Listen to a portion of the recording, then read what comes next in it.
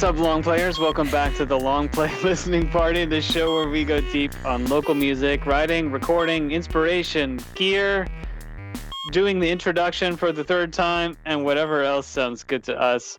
I'm Howie Howard from Mr. Furious Records, joined by my intrepid co-host, Nate Holt, Astrali's Music, and many other projects. What's going on, Nate?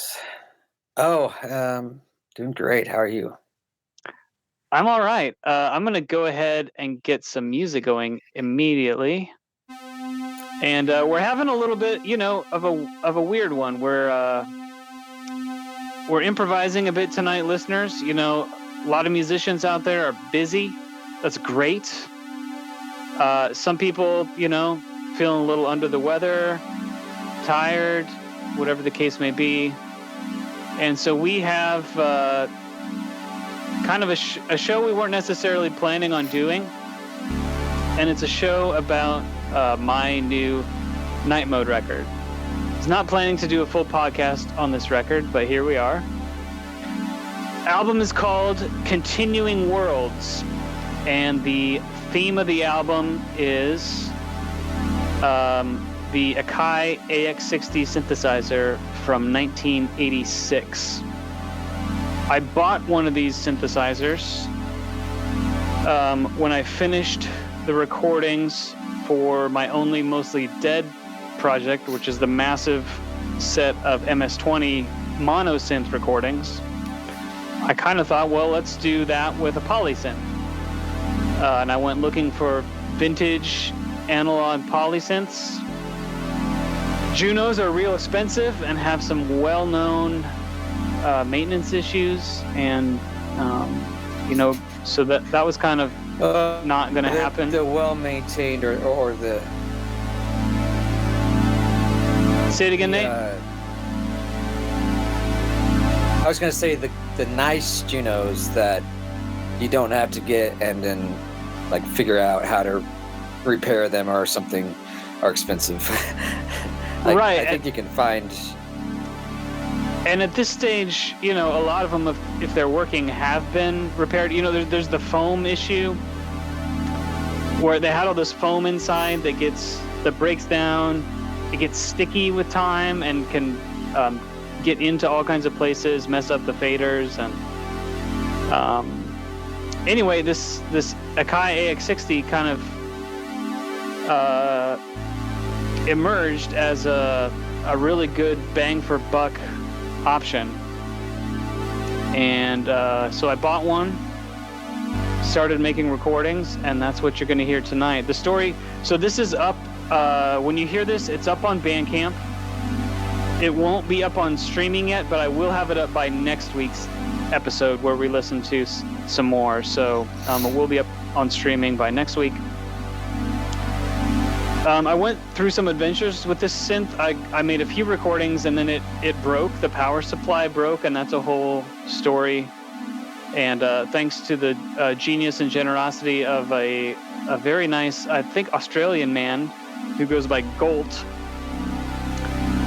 This fellow designed, he loves these synthesizers as well, designed a replacement power supply and posted all the schematics and everything online, where you could just download, order the parts, and solder yourself up a new power supply. It's not beginner's work, but it's very approachable, intermediate level, and I'm kind of intermediate level soldering guy. Yeah, I think you undersell yourself, but well, I guess the question I would have from that is there not a generic power supply that meets the whatever specs that require? Yeah, in this case, we're talking about the internal power supply inside the synthesizer. So, okay, the AX60 has a standard, just like a wall plug, right? There's no brick, and so inside it takes the full wall voltage and regulates and filters it down to the three different levels that the synth needs to operate. Okay, so this is completely inside the synth. It's not. It's completely inside the synth. It's a PCB about the size of a large guitar pedal, like a Strymon Timeline, or one of the big Strymon PCB about that size with a bunch of, resistors, capacitors, voltage regulators, some diodes. Nothing fancy in terms of parts. But what happened, and GOLT has a great video that goes into all this, but to keep the price of the synth down, Akai kind of cheaped out on the power supply and made it good enough, but only barely. And so as the instrument ages, capacitors start to leak a little bit. There's a problem with the manufacturing process and how some of them were made.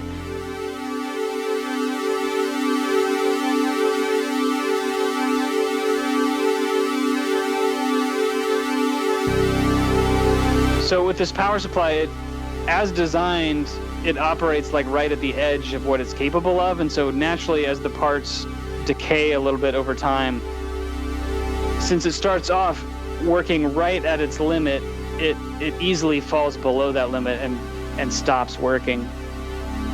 And a few of the tracks on the album actually come from that transition period as the power supply was dying. And there are a couple that we'll hear, one or two. I'll try and point them out if I notice. Have you? I think you've played maybe part of that or some of that for me, or maybe it was another synth that was dying that you had recorded. It's probably this one. Yeah. This is the one that made the cool sounds. But yeah, I tried to use that, but eventually it just wouldn't tune at all and would only kind of burp and make a little ball. But anyway, I got the power supply fixed thanks to the good grace of this GOLT fellow, and made most of the record after that.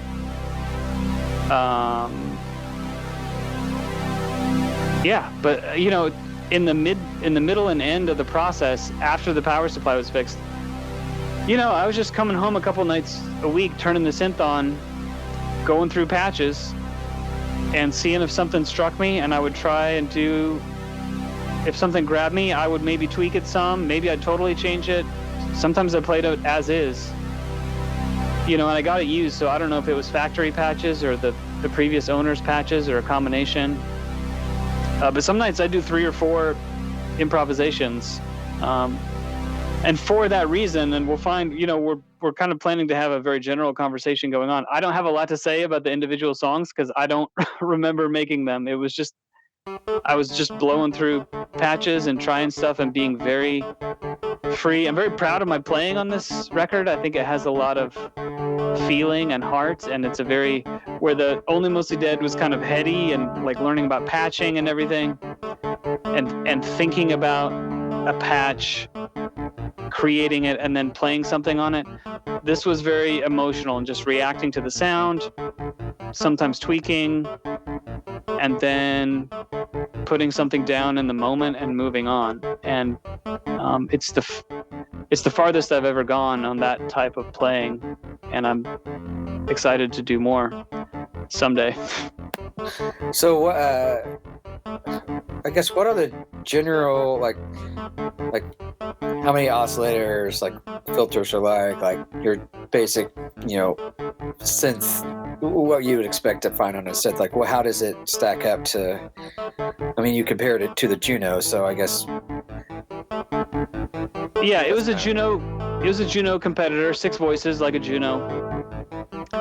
I think each voice has 2 oscillators. There is a unison mode. One of the nice things about the AX60, so there's a lot of patch memory, 64 patches, plus 8 saved splits. And then you can do splits, 2 and 4, and either 4 on top or 4 on the bottom. You can put the split point anywhere.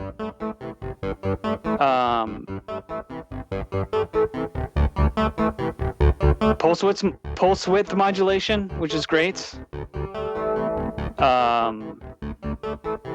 What else? I'll link to like a page on Vintage Synths or whatever that describes. I could probably pull something up, but I'm just gonna ask you. So this sounds probably that like it has an ARP. Yep, this is the arpeggiator. And then kind of using the sustain pedal for creative emphasis and effect. Is it like does it go very deep? Like, can you, probably up and down? Yeah, the ARP is really cool, and it also has it'll do the order that you play the notes in, which I love. Yes, I do too. That's usually how I use the ARPs. Yeah. Which is probably what you hear here, because I think as I'm changing... Oh, yeah, because you get...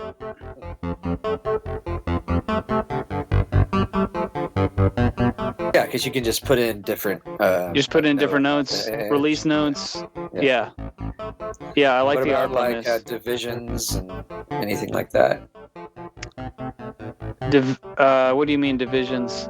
Like, you play something and it's like 4 quarters, but then you can like divide it, go eighth notes or half notes. Internally, there's just like a tempo. Okay. I don't know, over MIDI, I don't know if there's a way to divide the clock or like how the clock interacts with the ARP. I only used MIDI on 2 songs.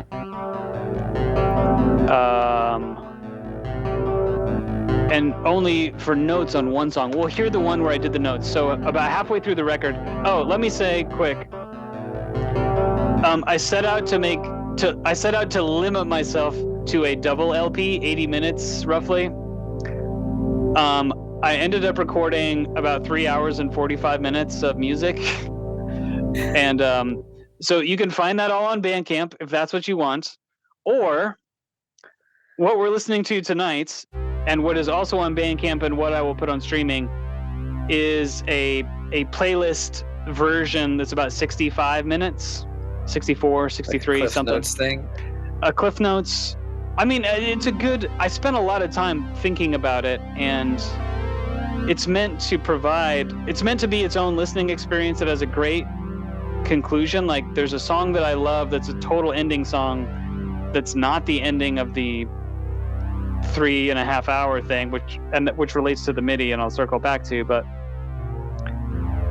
I spent a lot of time working on the playlist version to provide the breadth and a good flow, and the playlist version, air quotes, is a completely legit version of this project. But MIDI, so for 1 track, I sequenced the AX60 with my Alesis Micron, which has a sequencer I really love. Yeah. And then for the final track of the full 3.5 hour one, I performed it all on the AX60, but I wanted a second LFO, and so I sent a second LFO via MIDI. And that track is like over 30 minutes long, so it benefits from the extra movement. Yeah. That's interesting. Like, when you guys are doing albums that are based on just 1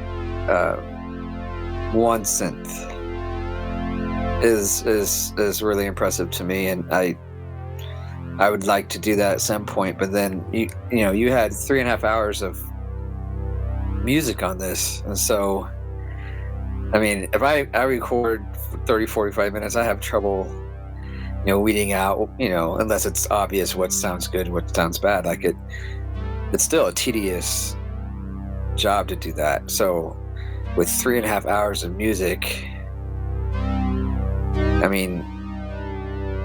you obviously listen to it, you obviously know it, but how long, or how tedious did it feel, and how long did it take?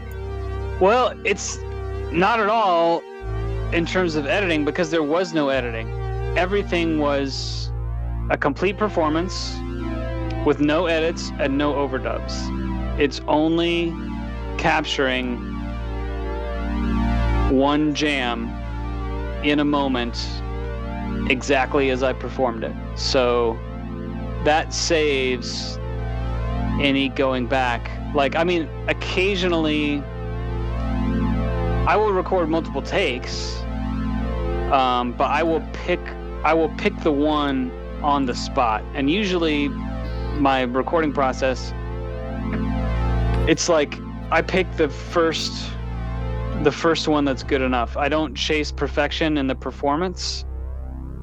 I have an idea in mind, and the first time that I execute it without obvious mistakes or drawbacks to the take, then that's it, and I move on. Yeah, I guess, so, sorry, go ahead. No, I was just going to say, so there's no editing after the fact. Like, there's no, what we're listening to now, there's no other version of it. This is just it. Yeah.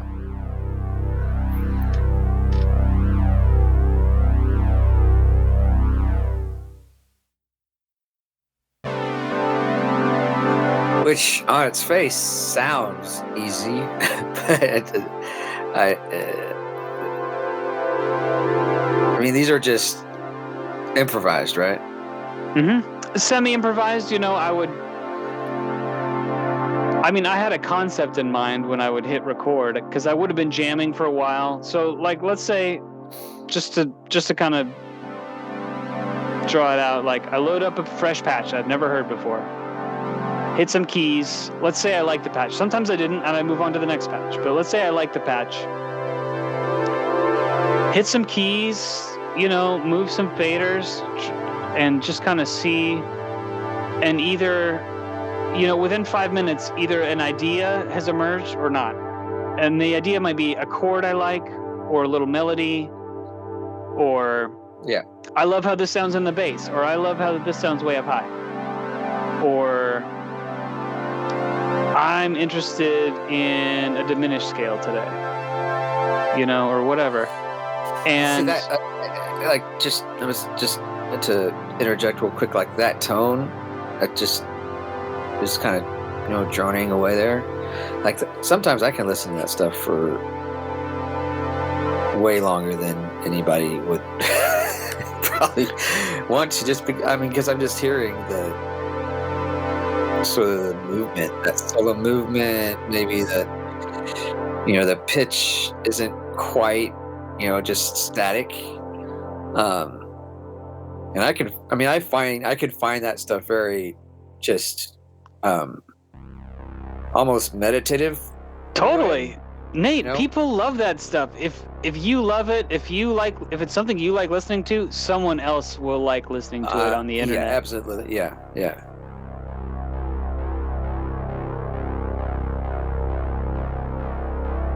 This is Symbiosis Skin. This is one of my favorite pieces. I don't have much to say about it. It's one of the longer ones. I tried to do a lot of short ones. Man, you really, I don't know when the last time you talked to David was, but some of this stuff would, I bet he'll like this stuff would be a brilliant, like, ambient record. And you could have the short version, and you can also have, obviously it wouldn't be a physical thing, but it would probably be like how many discs would that be? Like 4? Probably 5. And thank you for reminding me of that. I did the full sequence. I have divided it also into 5 single LP length, like 45-minute listening experiences, which is the same order. It's just like there's breakpoints, right? Yeah. So if you like this, if you like this a lot, there is and you want like all of it, but you don't want to listen for 3.5 hours straight, there is a way that I've set up, and obviously you can just put it on shuffle or whatever, but if you want, there's a set of 5 individual shorter experiences that the sequence works that way too. Man, hopefully. That's pretty awesome, and it is all that Korg synth. What's about Korg? I'm sorry, it's all the Elisa synth. This is all the Akai AX60. Oh, the Akai, Jesus, okay, yeah. Okay. Oh yeah, so we'll get to the sequenced one. It will be the first track of next week's show. Okay. And it's kind of roughly the halfway point of the big playlist.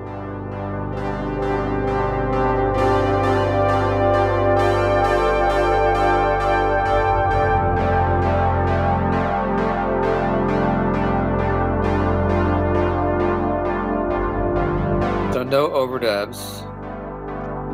No overdubs. What does it have any onboard effects like delay or reverb or anything? It has a beautiful chorus, similar to the Juno. Yeah. It does not do the Juno like both mode. So it's chorus 1, chorus 2, or off. But I made liberal use of the chorus. So I'm totally drawing a blank here. How are you creating, or when you're sort of creating that delayed effect? I used pedals and stuff. Oh, okay. Sorry, I should have mentioned that. Yeah, so there's. I was like, this is great. Yeah, sorry about that. No. I used some outboard delay, some. What would it have been? I tried to keep it analog, I'm pretty sure. So DoD Rubberneck. DoD, what was their? It's like FX90 or something. Maybe I have it here. No, I don't. Oh, yes, I do. I think I have some of these here. For the audio podcast listeners, sorry, but DoD FX96. Okay, yeah. Which is, I think, like the last like analog delay DoD made for a long time until kind of the revival. I didn't use this a ton, but it's probably on something. This is an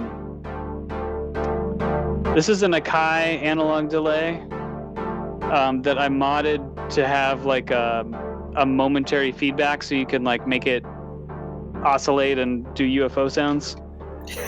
Nice. And then it's very heavy on DoD. DoD Rubberneck. Everybody knows and loves this, or you should. This is an incredible thing. I think they just started making them again. They were not making them for a while, but I think they started making them again. And any other delays? I don't remember necessarily. Yeah, I probably used some of my. It would not have been this specific one, but I have built some delays from PCBs and stuff off kits. Yeah. And both of my home built ones have like custom modifications and stuff. As you do. So that would have been a thing.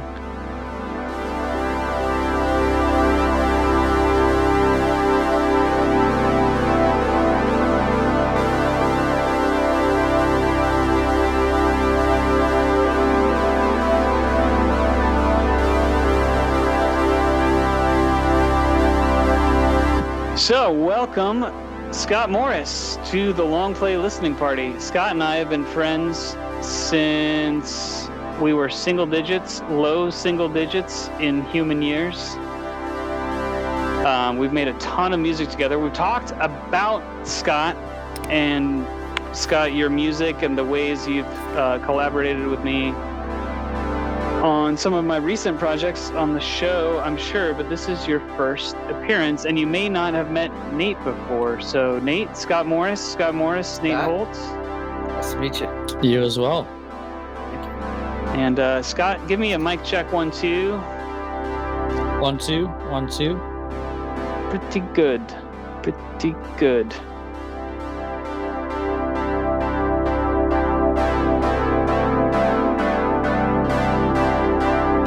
I don't know. We've actually ended up talking about this record a lot more than I thought we would, which is great. I love that. But I hope the conversation can go to some other places too. I mean, Nate, for example, you shared a couple of Google folders with me a few weeks ago, right about the time I got some big, exciting family news, and I have not had a chance to dig into them yet. But I know you've been busy. Congratulations again on that. Thank you. Yeah. More later for the podcast listeners, perhaps. Well, yeah, maybe I shouldn't have said congratulations just yet, but you can say congratulations. I'll take congratulations. It's very exciting. Very exciting. You guys can't wait to hear it. Big exciting news in the Howard Kreinhoff household. But no publicly shareable details yet. So you could probably read between the lines. Just tune in. One of these weeks you're gonna. Yeah, stay tuned. Maybe the Christmas, best of the year show will be a time we can really talk about it. Most wonderful time of the year. Indeed. So I don't know. I mean, before we move on, we should give Scott a chance to. He hasn't heard this stuff, and it's very lo-fi coming over the call. So I'm really excited for him to have a chance to hear it in full quality over the summer and dig in a little bit. But I don't know, Nate, did you want to talk any more about this album, Continuing Worlds, or should we move on to some other topics? And we can move on. I mean,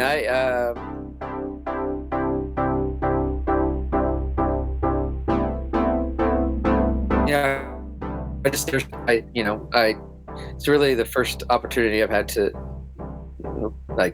concentrate and focus on listening to it. So I just had some questions that were popping up. So I mean, we can talk about whatever we want. Yeah, no, and I'll be happy to keep talking about it. I'm honestly surprised we got this far, because I didn't think I had that much to say.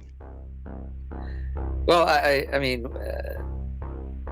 some of the background you gave, and then we did get into that synth a little bit, which is interesting because, like you said, it's been basically, maybe a Juno. I don't want to call it clone, but an alternative to the Juno, which is very popular. People know what the Juno is, but maybe not this synth, which I wasn't too familiar with. Yeah, alternative is a good word. It's a 6-voice analog poly from the 80s, so that puts it right in Juno territory. Yep. It has some different features, with the pulse width modulation, it does a cool combination triangle and ramp waveform that's really nice. The filter is quite different, to my ear at least. I don't know about the circuitry and what the actual schematic would be. The resonance on the filter is out of control. It's really hard to use beyond about 25% of the fader. Is it reminiscent of another type of filter that you've heard, or? I don't know. I will do a quick lookup on the filter while someone else is talking and see if I can figure something out about it. Or maybe I'll put it in the show notes. That might be better. Yeah, probably. I mean, it'd be. But yeah, it's kind of hard to tell because the resonance is so aggressive. It's like if you turn it up at all and kind of try and hear the sweep, it's kind of hard to identify because it's just out of control. Have you had a chance to play another one of the same kind? Is it Idiomatic Ears or? Yeah. No, I haven't. But the resonance thing is definitely a thing about the synth itself. It's not my unit isn't broken or anything. I've thought about modding it to take the resonance down a bit, but I haven't done it yet.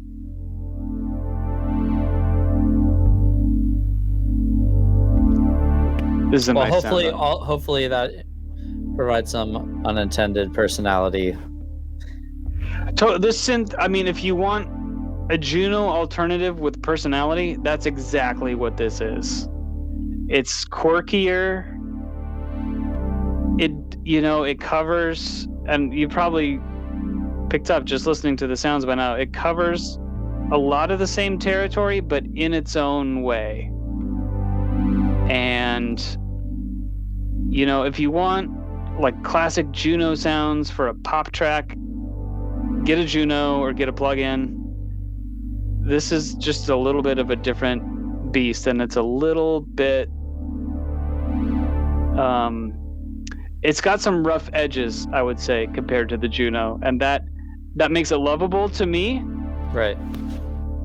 That could make it a pain in the butt to somebody else.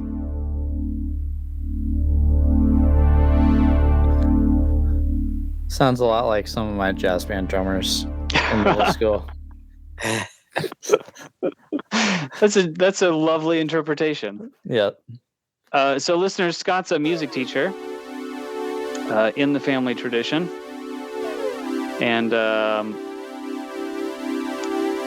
don't know. I mean, we can get into that if you want. We haven't done a Nate update. I don't know where we want to go. I don't know. What do you teach, Scott? Well, my primarily home position is 6, 7, 8 band at a middle school. But most people in my position have 2 elementaries.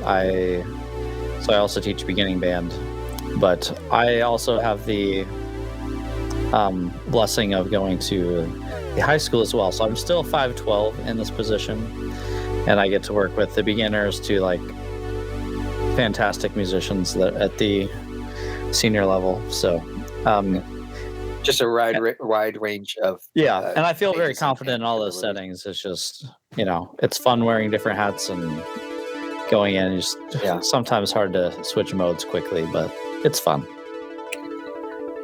Yeah, I have a music education degree, but the classroom is just a very different environment and sort of intimidating, and so I did not follow that path. But I was in, I have a couple of good friends that are excellent therapists, excellent educators. I play with he plays trumpet and also plays auxiliary percussion, but I think he just got his master's, and he teaches at an art academy in Kansas City.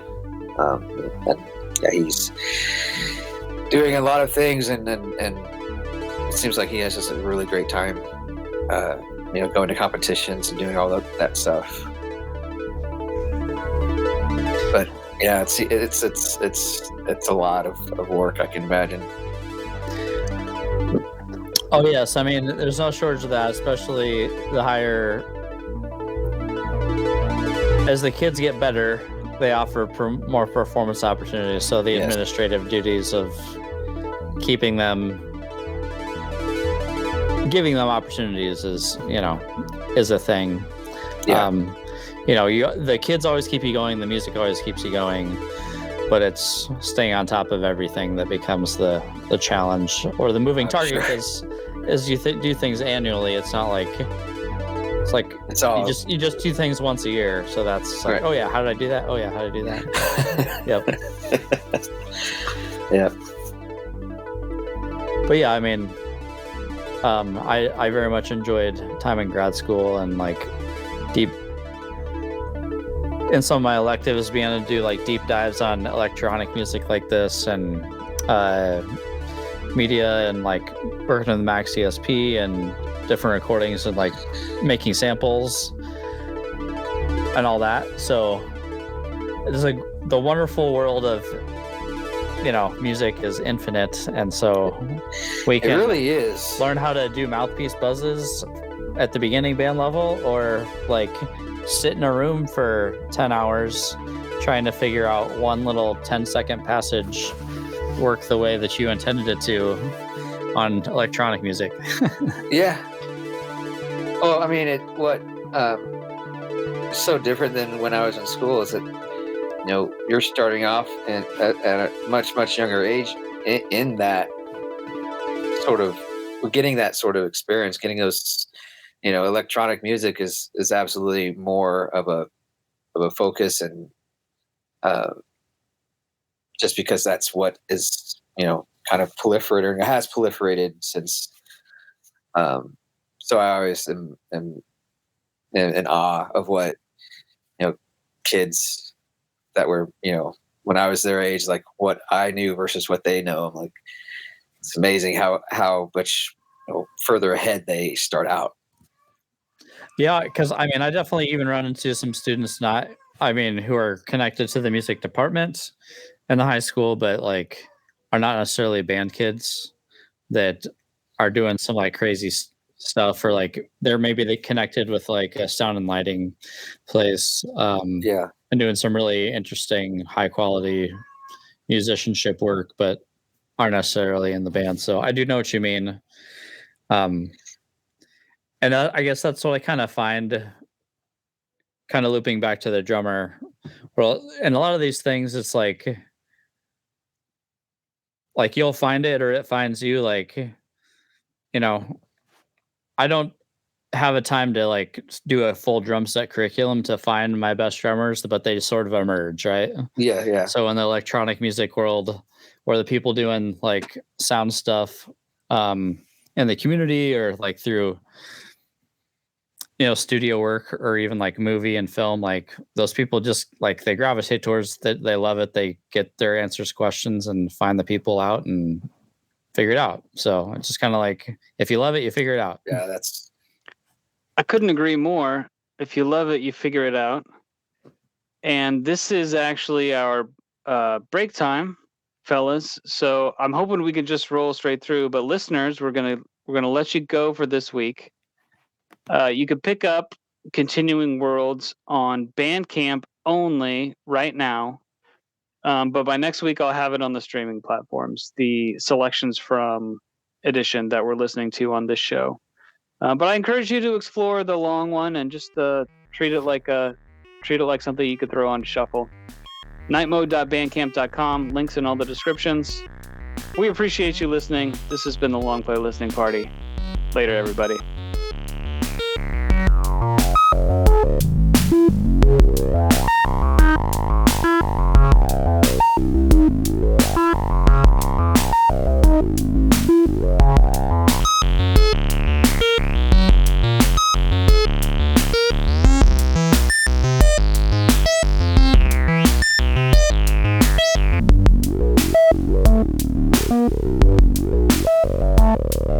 Wow.